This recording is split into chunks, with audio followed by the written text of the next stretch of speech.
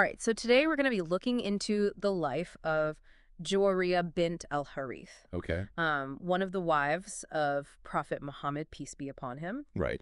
And you had shared with me this really interesting lecture by Dr. Omar Suleiman from the Yaqeen Institute. Yep. And wow, she really becomes like a symbol of reconciliation for our whole tribe. Yeah.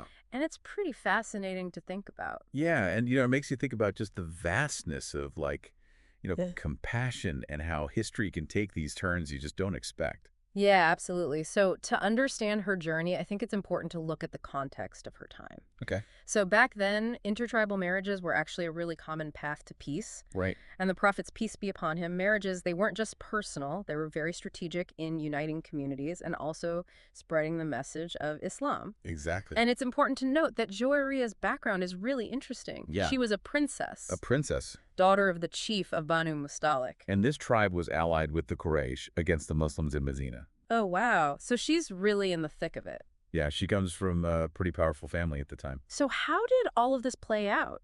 So this all kind of comes to a head with the Battle of Maraisi. Okay, so this Battle of Maraisi, it seems like it was a really crucial event and not just some kind of territorial dispute, Yeah. because I know in the sources it mentions a lot of different things happening all around this time. Yeah, there's a lot happening. It's a very multi-layered event. Okay.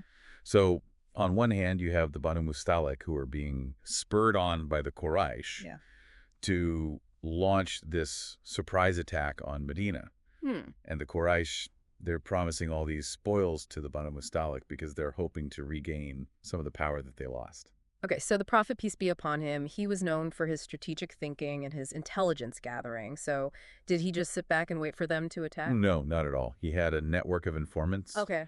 One of whom was Hudhayfa ibn Misan, who had converted to Islam. Okay. And he actually infiltrated the enemy camp, Wow. which is a pretty risky thing to do, Yeah. to confirm this threat and give the Muslims time to prepare. That's some serious bravery right there, putting himself at risk for the sake of the community. Yeah. So it seems like this was more than just a military clash. Yeah, absolutely. The Battle of Maraisi also led to the destruction of Manat, which was a major idol in pre-Islamic Arabia. Okay. And it also exposed the hypocrisy of Abdullah ibn Ubay, who was a leader in Medina, who was outwardly Muslim, Okay. but secretly opposed to the Prophet, peace be upon him. Oh, wow. And he actually tried to stir up conflict between the Muslims who had migrated from Mecca and the Medinan residents who welcomed them. So there's all this internal and external pressure at the same time. Yeah, like a pressure cooker. It sounds very intense, and this is where Juwayriya's life changes dramatically. Yeah. Because during this battle, she ends up being captured. Right, and becomes a captive of Thabit ibn Qais. So going from a princess to a captive, that must have been pretty jarring. Yeah, I can't imagine. How did she handle this situation? So despite these circumstances, she shows some pretty remarkable resilience. Okay. And she uses her intelligence to invoke what's called a mukataba contract. Okay. So this allows her to kind of negotiate for her freedom by offering a ransom. So she's not passively accepting her fate. Right. She's trying to get control of her destiny. Yeah, exactly. Interesting. And it's at this point that things get really interesting. Yes. Because she encounters Aisha, Right. who is the Prophet's peace be upon him wife, Mm-hmm. and their interaction isn't exactly friendly. It's a little bit tense. Okay, so Aisha was obviously a very strong woman in her own right. So what caused this tension between them? Well, there are a couple factors at play. Okay. This is shortly after the incident where Aisha was falsely accused of adultery, Right. which caused a lot of pain. And so it's understandable that she might have some complicated feelings towards Juwayriya, who's from the enemy tribe. Yeah, absolutely. So what does Juwayriya do? Does she just resign herself to being a captive? No, she sees an opportunity, and she makes a pretty bold move. What's that? She goes directly to the Prophet, peace be upon him, to ask for help with her ransom. That's pretty daring. Yeah. Was she hoping for some kind of mercy, or does she have some other plan in mind? I think she was genuinely seeking help. Okay. But what happens next is what makes this story so incredible. Okay, I'm listening. Instead of just paying the ransom, the Prophet, peace be upon him, proposes marriage to her. Oh, wow. Now that is a twist. What a development. Yeah. I'm really curious about what the implications of this were beyond just the personal level. Yeah, that's a great question. So we're going to have to dive into that right after this. Definitely. Stay tuned. All right, so we left off with the Prophet, peace be upon him, proposing marriage to Juwayriya. Right. What a twist. So what were the implications of this marriage beyond just the personal level? It was a pivotal moment with big repercussions. Yeah. It actually led to the Muslims releasing all their Banu Mustalik captives. Wow. So it wasn't just about them. It became this big gesture. Exactly. This marriage was a shift from, like, hostility to kinship, Right. and it really changed the whole dynamic. Yeah, she was a captive, and now she's connected to the leader of the Muslims. Right. That's huge. Dr. Suleiman even called her a blessing to her people. Yeah, and you can really see why. She's like a bridge between these former enemies. Exactly. So fascinating. Okay, so let's talk about Juwayriya's transformation from being a princess in this powerful tribe to becoming a devout Muslim. Right. What were some of the key changes that she embraced? It wasn't just like the outward practices of Islam. It seemed like a real internal shift. Okay. For example, there's a hadith about fasting on Fridays. Uh-huh. And the Prophet, peace be upon him, prohibited fasting on Friday alone unless it was part of a regular pattern. And wasn't there an incident with Juwayriya that led to this ruling? That's right. The Prophet, peace be upon him, saw Juwayriya fasting on a Friday and asked if she had fasted the day before or was planning to fast the next day. Okay. And when she said no to both, he advised her to break her fast. So her devotion led to this teaching that still guides Muslims today. Exactly. That's powerful. It shows how the Prophet, peace be upon him, used everyday situations for guidance. Yeah. But her piety, it wasn't just about rituals. No. It extended to her relationship with material possessions. Right. Did she hold on to her luxurious lifestyle? Not at all. Yeah. She had been used to luxury but embraced simplicity. Yeah. There's actually an anecdote where the Prophet, peace be upon him, returned home and asked if they had any food. Okay.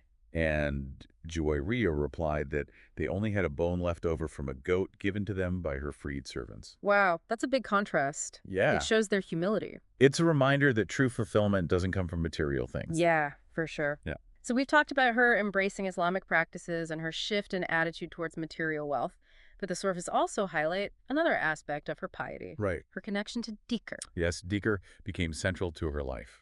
And I remember reading about an incident where the Prophet, peace be upon him, found her absorbed in dhikr. And even hours later, when he returned, she was still in that same state.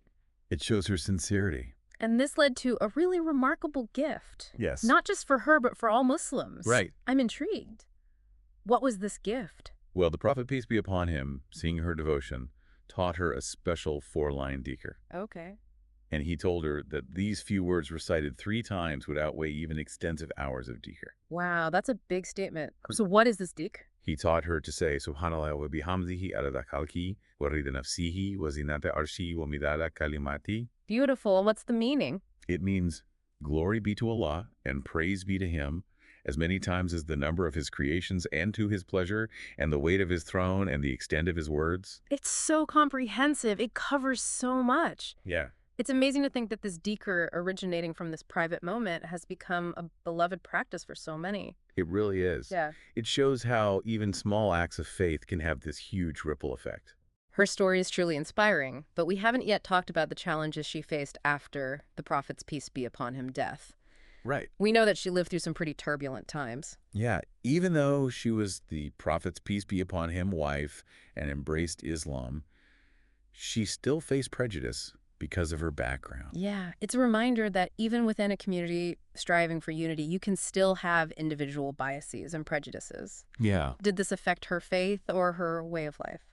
What's remarkable is that despite these challenges, she stayed committed to her faith and chose to stay away from conflict. Wow. And there's a specific incident that really shows this. Okay, let's hear it. Okay, so what was this incident? So one of the prophets, peace be upon him, other wives, maybe out of jealousy or just holding on to some resentment toward her tribe. Okay. She called Juwayriya a slave girl.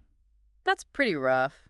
I can only imagine how hurtful that must have been. Yeah, especially after all she'd been through. Yeah. And so rather than, retaliating or getting into a conflict, Juwayriya went to the Prophet, peace be upon him, looking for comfort and guidance. It seems like that was always her approach in times of difficulty. Yeah, turning to her faith. So how did the Prophet, peace be upon him, deal with this? In a very wise way, he actually reminded Juwayriya that her dowry, the 7 uqiyas of silver Right. that was set for her ransom, was actually higher than the dowry given to any of his other wives. Oh, that's interesting.